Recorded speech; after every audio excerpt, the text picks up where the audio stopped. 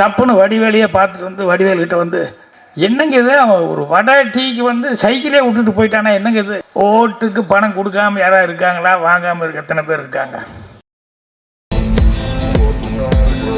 Cinema ஆட்கள் இல்லாமல் சட்டமன்ற உறுப்பினர் மரியாதைக்குரிய பிரபாகர் அவர்கள் வந்திருக்காரு. அவருக்கு என்னுடைய வணக்கத்தை தெரிவிச்சுக்கிறேன். அவர் பேசும்போது நான் சிரிச்சுக்கிட்டேன். என்னென்ன ஸ்கேம் பற்றி அவர் பேசினார். ஏன் சிரிச்சுக்கிட்டேன் அப்படின்னா, தேர்தல் வரப்போகுது. ஓட்டுக்கு பணம் கொடுக்காமல் யாராவது இருக்காங்களா, வாங்காமல் இருக்க எத்தனை பேர் இருக்காங்க. இது நினைக்கும் போது இதே ஒரு ஸ்கேம் தானே.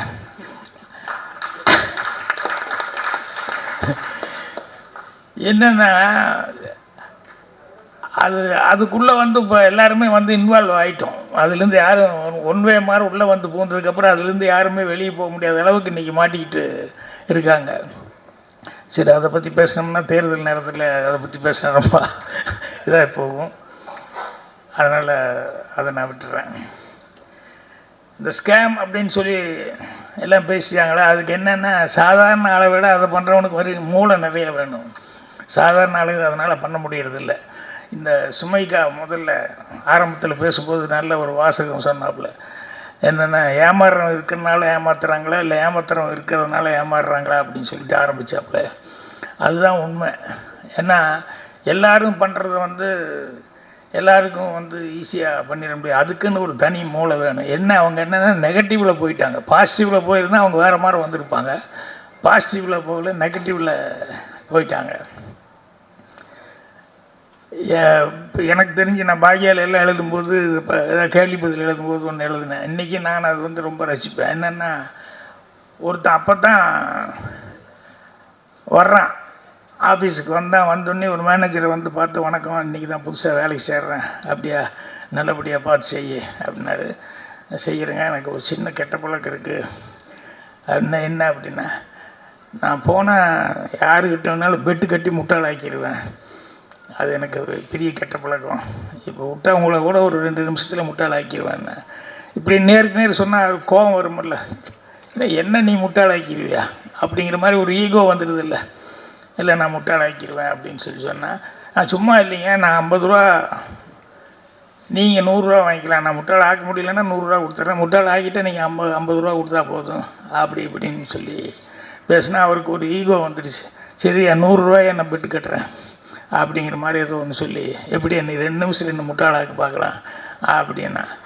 உடனே அவன் சொன்னான், சார் உங்கள்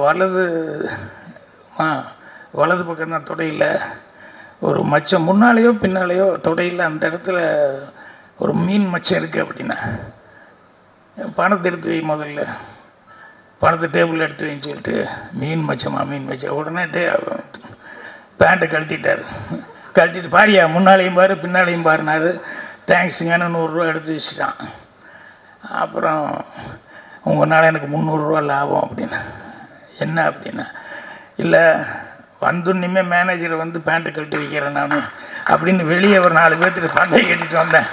இந்த ஜன்னல் வழியாக பாட்டுருக்காங்க பாருங்க, அதனால் உங்களுக்கு 100 ரூபா தான் எனக்கு செலவு, எனக்கு 300 ரூபா எனக்கு வசூல் அப்படின்னா. இதுக்கு அவன் எவ்வளோ ரூம் போட்டு யோசிச்சிருக்கான்.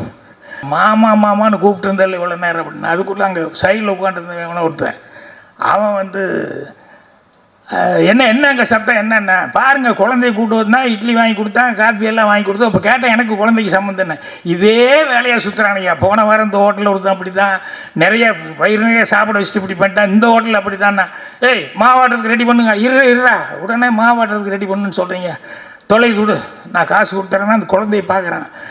அது பாட்டில் இது எந்திரிச்சு மூவ் பண்ணிட்டுருக்கு. வேறு வழி இல்லாமல் சரி பில்லை கொடு அப்படின்னா, பில்லை கொடுத்தா 9, என்னடா 9 ரூபாய்க்கு கொடுக்குற, இப்போ தானே 6 ரூபா சொன்னேன், நான் 2 இட்லி 1 காஃபி, குழந்தை 2 இட்லி 1 காஃபி, இப்போ 9 ரூபா கொடுக்குறேன்னு. பார்சலுக்கு யார் கொடுப்பாண்ணா, பார்சலை யார் தான் அந்த குழந்தை வாங்கிட்டு போகுது பாருண்ணா. அதுக்குள்ளே அந்த குழந்தை வாங்கிட்டு போயிடுச்சு.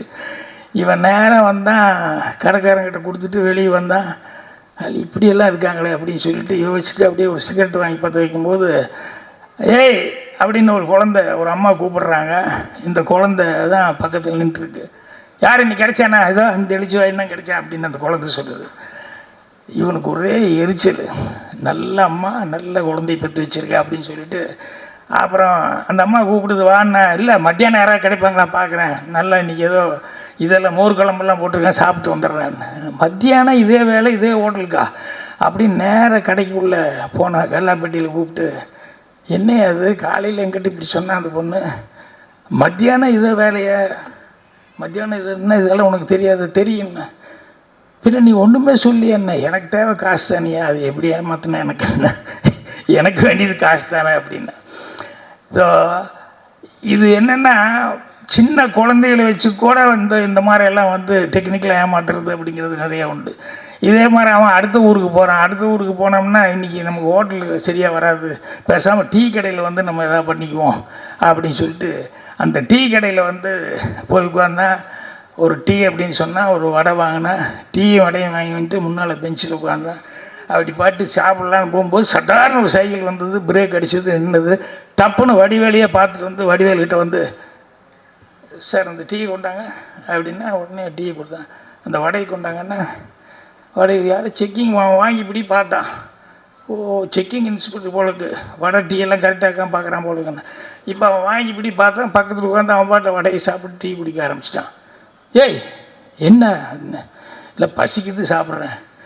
ஏடா பசிக்கிறது நீ வாங்கி சாப்பிட வேண்டியதுதான்டா, இதை என்கிட்ட நீ வாங்கி டெக்னிக்கலாக இப்படி சாப்பிட்ருக்க அப்படின்னு சொல்லிட்டு என்ன இழிச்சுவா நினச்சேன்னா உடனே அவன் சைக்கிளை பூட்டி சாவி எடுத்து ஜோப்பில் போட்டு, பார்த்துட்ற மகனே நீ எப்படி காசு கொடுக்காம போக அப்படின்னு. அவன் பாட்டில் எல்லாம் சாப்பிட்டான், கையை தட்டினான், அவன் பாட்டை போயிட்டான்.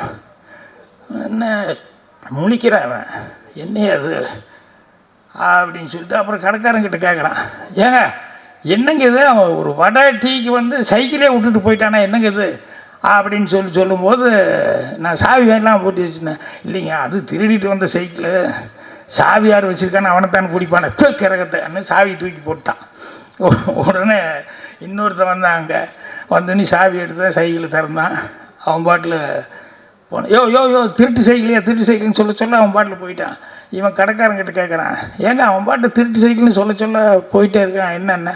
இல்லைங்க முன்னால் வந்தான் விட்டாமா, அவனுக்கு இவனு கூட்டு பாரு, 2 பேர் ஒன்றா சைக்கிளில் போகிறாங்க பாருன்னா 2 பேர் ஜோடியாக போயிட்டுருப்பாங்க.